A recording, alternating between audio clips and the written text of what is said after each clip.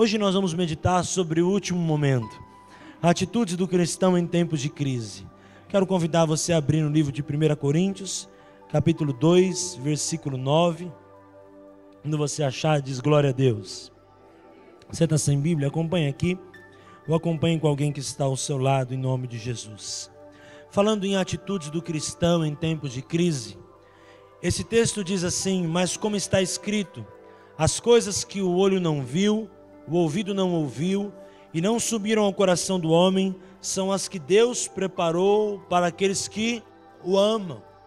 E há um texto também no livro de Romanos, que a Bíblia diz que todas as coisas cooperam para o bem daqueles que amam a Deus, daqueles que são chamados segundo o seu propósito.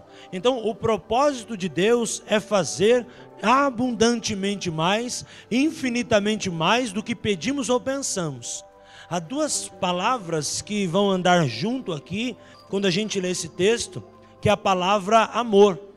A Bíblia diz que Deus tem coisas surpreendentes para aquele que o ama, e a Bíblia diz que tudo vai concorrer para o bem daquele que o ama. Então, o ponto de partida para as coisas acontecerem na nossa vida é o nosso amor a Deus, é a nossa adoração, é a nossa vida de adoração. E eu digo que este é o primeiro ponto desta noite. Se você quer ter uma atitude em meio da crise, a adoração. Porque o adorador, ele não está olhando a circunstância, ele não está olhando o exame médico, ele não está olhando as coisas que estão ao seu redor no mundo físico, ele está olhando a palavra, ele está atento com os olhos da fé. E mesmo que as coisas ainda não aconteceu, não subiu ao seu coração, seu olho não viu, seu ouvido não ouviu, o adorador, ele contempla o Senhor. O adorador, ele adora, ele busca, ele está diante do Senhor, não porque o Senhor fez, vai fazer algo, ou está fazendo algo por ele, mas ele adora o Senhor em espírito e em verdade. A Bíblia diz que Deus não está procurando pessoas que assistam cultos. Falei semana passada sobre isso, mas a Bíblia diz que Deus está à procura de verdadeiros adoradores, que o adorem em espírito e em verdade. Sabe, nessas noites nós falamos sobre alguns pontos, e eu quero passar para nós alguns pontos, que nós falamos sobre prudência, falamos sobre planejamento, falamos sobre foco, falamos sobre olhar com os olhos espirituais, falamos sobre se fortalecer no Senhor domingo passado, falamos sobre congregar, falamos sobre romper com costumes, porque costumes e tradições invalidam a palavra de Deus. Mas algo poderoso para nós fecharmos essa palavra é a adoração. A adoração, ela nos faz andar por cima. Aquele texto que nós cantamos até o cântico domingo passado: ainda que a figueira não floresça, nem a vide der o seu fruto, o produto da oliveira minta, ou seja, tudo estiver dando errado, a Bíblia diz: todavia eu me alegro no Deus da minha salvação. Isso é adoração.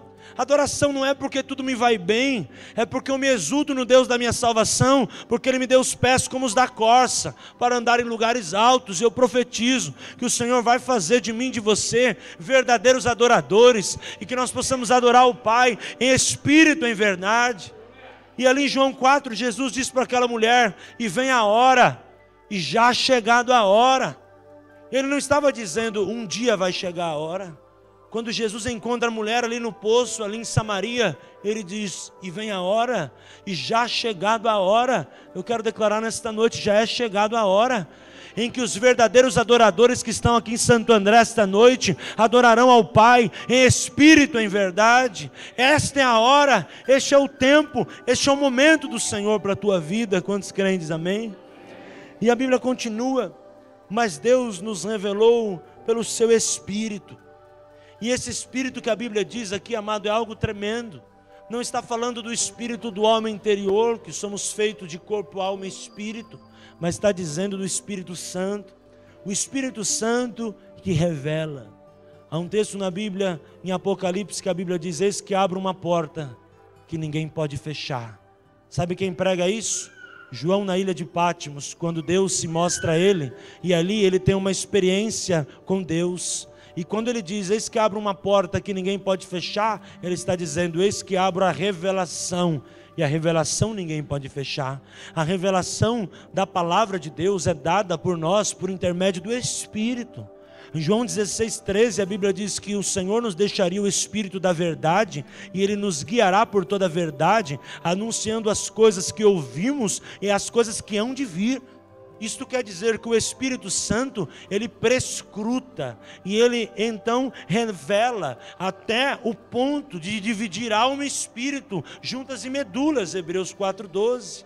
O Espírito Santo, ele trabalha, é o Espírito Santo que vai formar em mim e em você verdadeiros adoradores, é o Espírito Santo que vai entrar nas profundezas. A Bíblia diz assim: porque o Espírito penetra todas as coisas, ainda as profundezas de Deus. Quantos creem nisso, diz amém? 2 pontos para nós aqui. O Espírito penetra todas as coisas, e nós acabamos de dizer que todas as coisas contribuem para o bem, ou seja, o Espírito Santo está ligado a Deus. A Trindade sabe o que é melhor para nós. A Trindade sabe o que é melhor para nós, porque o Espírito penetra todas as coisas. E se Ele penetra todas as coisas, Ele já tem preparado, tome posse, aquilo que vai acontecer amanhã. Eu não preciso ficar ansioso, porque o Espírito de Deus já preparou todas as coisas para a minha vida. E a segunda verdade, e ainda as profundezas de Deus. Sabe quem conheceu as profundezas de Deus? Jesus. A Bíblia diz que Ele desceu ao mais baixo lugar e fez cativo o cativeiro e deu dons aos homens. Ou seja, quando estamos em Cristo, nós entramos nas profundezas de Deus e começamos a viver, e Deus começa a revelar o oculto e o escondido. O adorador, ele conhece as profundezas de Deus. O adorador, ele talvez ainda não está vendo a solução do problema, mas ele sabe que Deus vai fazer algo poderoso. O adorador, ele não fica preocupado, porque aquele que não é adorador está olhando a circunstância. O adorador, ele está confiando, e a palavra da boca do adorador é: tudo posso no Senhor que me fortalece. Eu sei que Deus está no controle, eu sei que meu Redentor vive, eu sei que mesmo que ainda minha mente não ouviu, eu não ainda senti, os meus olhos não viram, Deus está no controle de todas as coisas. O adorador, ele começa a ver as coisas espirituais de uma forma poderosa. O que a Bíblia conta que aconteceu nos dias que Jesus estava morto? A Bíblia diz que ele foi até o Hades, e a Bíblia diz que ele foi lá e chutou os portões de ferrolho de bronze, e tirou da mão do diabo a chave da morte e do inferno. Ou seja, Jesus foi às profundezas do inferno para trazer para mim vida, para trazer para você vida. E ao terceiro dia ele ressuscitou, porque ele não estava mais ligado à morte. A morte não o venceu, ele venceu a morte e nos deu a chave da morte e da vida. Por isso nós somos adoradores, porque cremos que o Espírito Santo produz as coisas, nos leva às profundezas e nos traz à existência as coisas que não são para serem. A adoração, ela vai trazer os mistérios de Deus para nós. Diga para quem está do seu lado: a adoração, ela vai trazer os mistérios de Deus para a sua vida. Enquanto você adora, irmãos, coisas acontecem. Enquanto você adora, o inimigo se põe em retirada. Enquanto você adora, você conhece mais a Deus. Porque quando você adora, no mundo espiritual, coisas poderosas acontecem. Enquanto Paulo e Silas estavam adorando, houve um terremoto ali na prisão. Ali as coisas se abalaram, a porta da prisão se abriu, houve salvação, houve milagre, porque houve a adoração. A adoração nos faz romper com a preocupação. A adoração nos faz estar perto do trono da graça e sermos cheios do Espírito.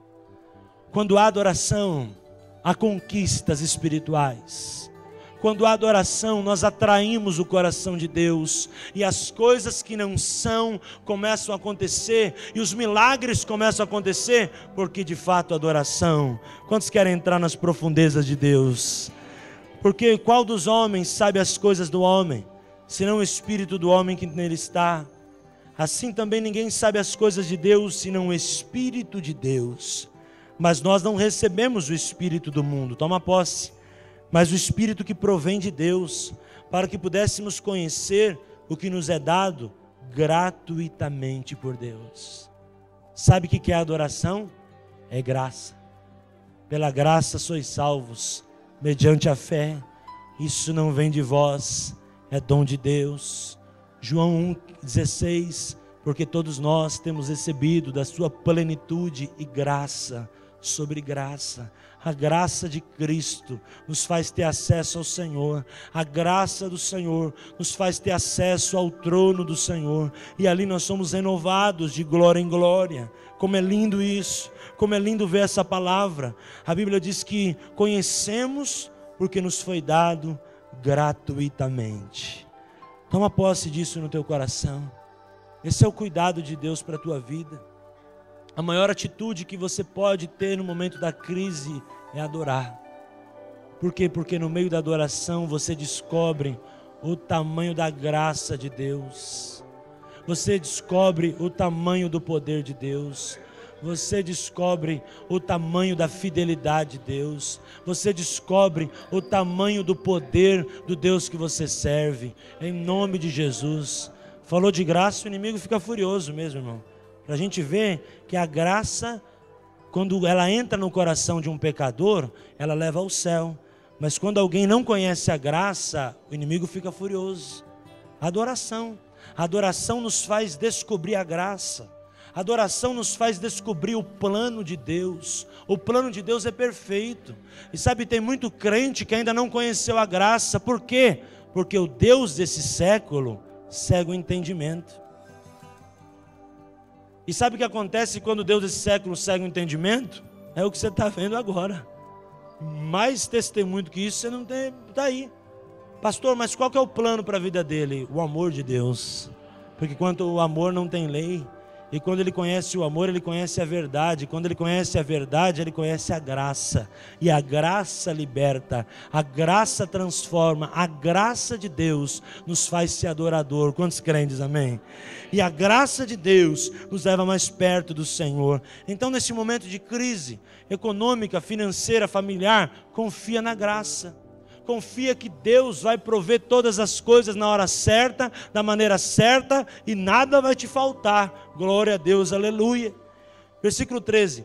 As quais também falamos não com palavras de sabedoria humana, mas as palavras que o Espírito Santo ensina, comparando as coisas espirituais com as coisas... vou ler de novo. Comparando as coisas espirituais com as coisas... Sabe o que eu aprendo?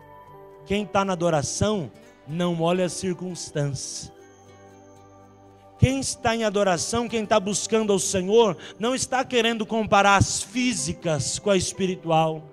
Ele entende que as coisas espirituais são discernidas espiritualmente e que as coisas espirituais, Deus já tem uma solução para todas elas. E que Deus já está no controle de todas as coisas. Por quê? Porque nós não estamos ligados ao mundo. Nós estamos ligados à palavra. A palavra, ela é a alma, ela lava a alma, ela restaura, ela cura a alma, ela nos transforma de glória em glória. A palavra, ela nos transforma ao ponto de nós entendermos as coisas espirituais.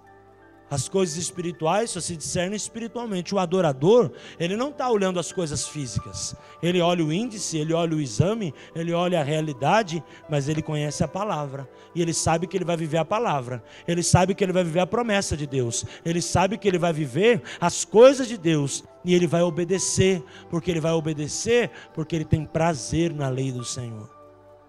A grande questão é, qual é a motivação? E você pensa, não precisa falar, que você tem buscado ou tem obedecido a Deus. A pessoa que não anda no espiritual, ela obedece porque ainda ela está presa à lei. E a Bíblia diz na lei que é melhor obedecer do que... E tem muita gente que está obedecendo com medo do sacrifício, com medo da punição, está preso à lei, ainda não entrou na graça de Deus. Na graça, a obediência, ela muda a motivação. Porque quando você obedece na graça, você compreende as coisas espirituais. Então você obedece, não mais porque é melhor do que sacrificar, mas obedece com prazer. Obedece por amor. A tua motivação começa a ser outra.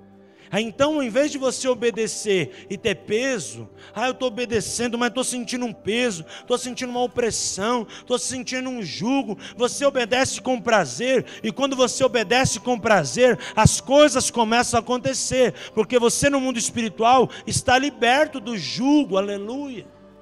E quando nós estamos na graça, a Bíblia diz que o Senhor nos colocou na graça e nos libertou pela graça. E o próprio Jesus fala: não fique debaixo de escravidão. Então tem muita gente que está na lei. Eu não estou dizendo que Jesus veio para anular a lei, não é isso. Ele foi o primeiro a cumprir a lei. Mas tem muita gente que está debaixo do peso da lei, porque a lei é pesada. A graça é bênção. A graça é estar na lei, mas é fluir nas águas do Espírito, deixar com que o Espírito faça as coisas de uma forma sobrenatural. Sabe, tem muita gente que vem para a igreja e fala: oxe, eu tenho que ir para a igreja domingo, vou ter que ouvir o pastor, vou ter que ir lá, eu não sei se eu vou hoje não. Por quê? Ainda não entendeu o Evangelho com o poder de Deus, com a graça, com o prazer de estar na casa do Senhor. Ainda o Evangelho é aquele peso. O dia que você entender o Evangelho, o ministério com prazer, irmão, eu vou dizer para você, vai amanhecer, você vai querer estar na igreja, vai anoitecer, você vai querer estar na igreja, porque a igreja é o melhor lugar. A Bíblia diz que vale mais um dia nos átrios do Senhor do que 1000 fora. A Bíblia diz: alegrei-me quando me disseram, vamos à casa do Senhor. Ir à casa do Senhor não pode ser um peso. Ir à casa do Senhor tem que ser prazer, tem que gerar alegria no meu coração, porque estar com os irmãos, estar na casa do Senhor é algo poderoso. E no mundo espiritual, eu vou vencer a crise quando eu estiver na casa do Senhor, porque as portas do inferno não prevalecerão contra a igreja. E quando eu tomar posse que eu sou a igreja, que eu congrego, eu dou fruto, eu sou árvore plantada, então o inimigo pode fazer o que for, mas nenhuma arma forjada prosperará contra a minha vida, nenhuma praga vai prosperar. 1000 cairão do meu lado, 10.000 do outro, mas eu não vou ser atingido, porque existe crise, mas o meu Deus, segundo a sua riqueza e sua glória, suprirá em Cristo Jesus todas as minhas necessidades. Quantos crentes, amém?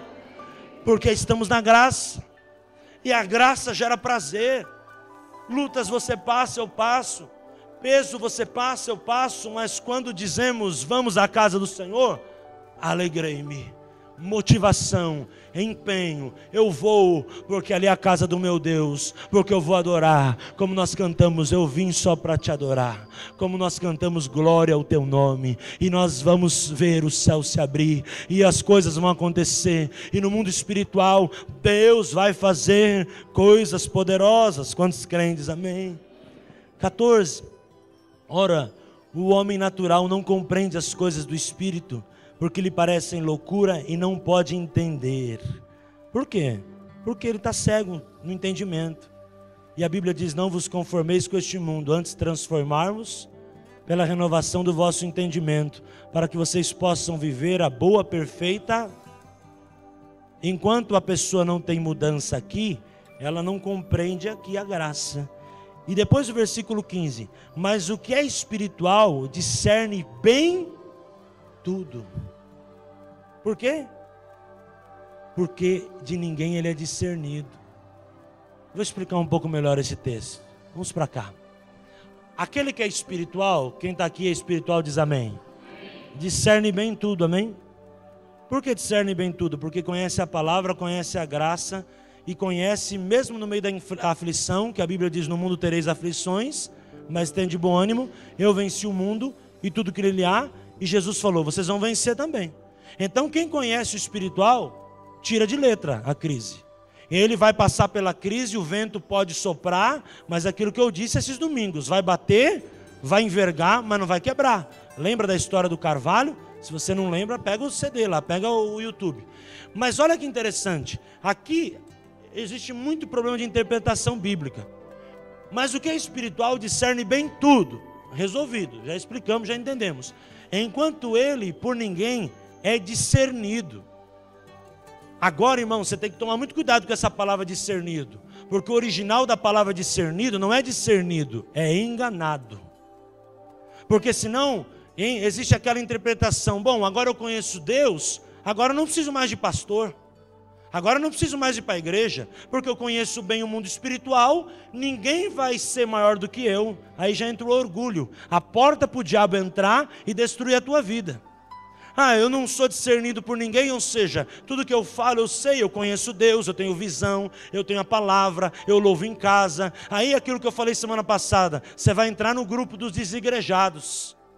Porque o grupo dos desigrejados entende esse texto assim: o que é espiritual discerne bem tudo, enquanto ele, porque ninguém é discernido. Ou seja, ninguém é meu pastor, ninguém é meu conselheiro, eu faço o que eu quero, eu não abro o coração, eu não preciso ter uma bússola espiritual, nem um norte espiritual. Por quê? Porque eu conheço a Deus. Aí entra o espírito de engano e o espírito de encantamento, e aí volta a cegueira espiritual, e aí volta os demônios querer atuar na tua vida. Porque você está achando que você é o teu pastor, e não é assim. Lembra a palavra de quinta-feira? Precisamos de conselheiro, precisamos de bênção. Mas olha o significado real desse texto, no original. Mas o que é espiritual, discerne bem tudo, enquanto ele por ninguém é enganado. Então o engano bate na tua porta, mas eu profetizo que ele não vai entrar, em nome de Jesus. As ciladas do diabo querem bater na tua vida, mas eles não vão entrar. Por quê? Porque você está em Cristo, e você está debaixo de uma cobertura espiritual, e você está ligado à igreja. Acima de tudo você está ligado ao cabeça da igreja, que é o Senhor Jesus, e nenhum mal prosperará contra a tua vida, porque você discerne o espiritual e conhece as coisas de Deus. E a Bíblia diz no livro de Daniel: o povo que conhece o seu Deus se tornará forte e fará proezas. Quantos creem, diz amém? Para terminar, porque quem conheceu a mente do Senhor para que possa instruir? Mas nós temos a mente de Cristo. Lembra dos três sintomas que fazem com que a mente fique escravizada? Que eu falei esses 2 domingos? Vamos lá? Incredulidade, diga incredulidade, impedimento e portas fechadas. Para você lembrar os textos, deixo para você. Incredulidade, Mateus 13:58, impedimento, Gálatas 5:7, e portas fechadas, Hebreus 3:19. Esses 3 textos nós falamos que na crise eles vêm para escravizar a nossa mente. Aqui nós vemos um outro texto que diz que agora nós temos a mente de Cristo. A palavra, nós já falamos hoje, a adoração vai fazer com que a nossa mente não esteja voltada à incredulidade, nem o impedimento, nem as portas fechadas, mas a nossa mente esteja livre para entender a boa, perfeita e agradável vontade do Senhor. Sabe o que eu vejo aqui? Uma batalha espiritual. Incredulidade, impedimento, porta fechada. 3. Boa, perfeita e agradável vontade do Senhor. 3. Há uma batalha espiritual. Aí nós voltamos para o texto que a gente acabou de ler. As coisas espirituais só se discernem. Você tem que discernir que esse ataque de incredulidade na tua vida, que esse ataque de impedimento, de portas fechadas, é um ataque. Por quê? Porque do outro lado tem promessa. E a promessa é viver uma boa vida perfeita e agradável. E o lado de cá, que é? Porta fechada, incredulidade e impedimento. Você tem que discernir que isso é um ataque na tua vida. E logo você repreende em nome de Jesus, porque você tem a mente de Cristo. Mas sabe o que é importante? Acima da mente de Cristo, nós temos Cristo em nós. E a Bíblia diz que Cristo em nós é a esperança da glória. Colossenses 1:27. Por que eu digo que nós temos Cristo em nós?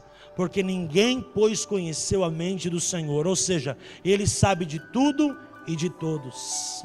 E eu sei de tudo? Mesmo discernindo bem espiritual? Não. A Bíblia diz que em parte eu conheço, em parte eu profetizo. Ou seja, tudo que eu sei é em parte. Ele tem a totalidade da minha vida, eu tenho a parte. Mesmo andando no espiritual, eu tenho que confiar que dele vem a resposta. Por isso que eu tenho a mente dele, porque ele tem a resposta para a minha vida no tempo da dor, no tempo do deserto, no tempo da crise. Porque eu, em parte, conheço.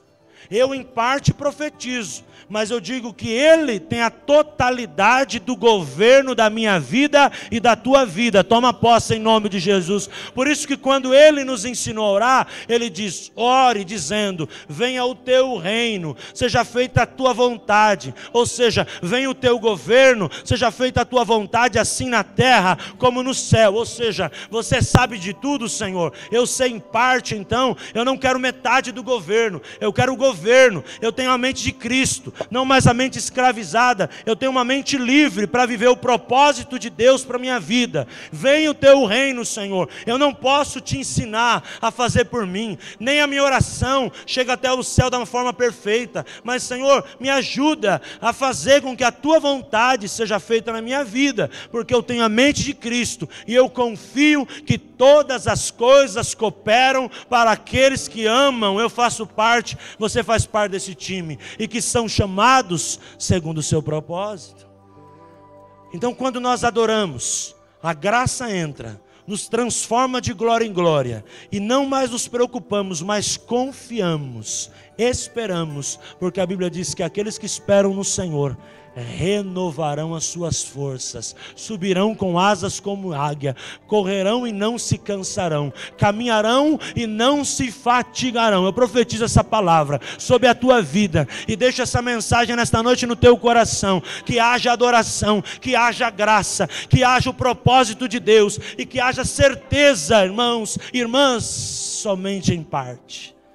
Em parte eu conheço, em parte eu profetizo, porque eu não sei tudo, então eu tenho que fazer em parte. Mas o meu Deus, que é poderoso, a Bíblia diz que os caminhos deles são mais altos que os nossos caminhos, os pensamentos deles são mais altos que os nossos pensamentos. Sabe, Solange, a Bíblia diz que Deus tem o melhor preparado para nós. E a Bíblia diz que os deuses dessa terra, irmãos, não passam de ídolo, mas o Senhor Deus fez os céus e a terra, Ele está no controle. E se eu estou vivendo ou vendo o mundo passar por crise, Anderson, eu confio no Deus da minha salvação. Eu sei que Ele está no controle, eu sei que nada vai faltar, eu sei que todas as coisas já estão preparadas, e eu profetizo nesta noite sobre a tua vida, todas as coisas já estão preparadas sobre a tua vida. Você pode estar passando por um momento de crise no mundo, mas nós estamos em Cristo, e a igreja não está em crise. A igreja é a casa de Deus, e a casa de Deus é célula inabalável, aleluia. Aqueles que estão na casa do Senhor, os filhos de Deus, são filhos da luz, os filhos do Senhor são guiados pelo Espírito, e a Bíblia diz que todo aquele que é guiado pelo Espírito de Deus é filho de Deus. E se eu sou filho, eu tenho direito à herança, e o meu Deus, eu não sei onde está, tem preparado a provisão da minha vida no tempo da crise, e em todas as coisas Ele será glorificado, porque Ele é poderoso para suprir abundantemente mais, e eu agora não vou me preocupar mais. Sabe o que eu faço depois dessa mensagem? Eu vou adorar, eu vou adorar, eu vou louvar, eu vou glorificar, eu vou exaltar. Levanta a tua mão aí no teu lugar, começa a glorificar, começa a exaltar, porque o teu papel é adorar. O papel dele Ele já sabe, Ele conhece tudo, eu e você um pouquinho, mas o papel nosso é adorar. Aleluia, aleluia, oh glória, aleluia, aleluia.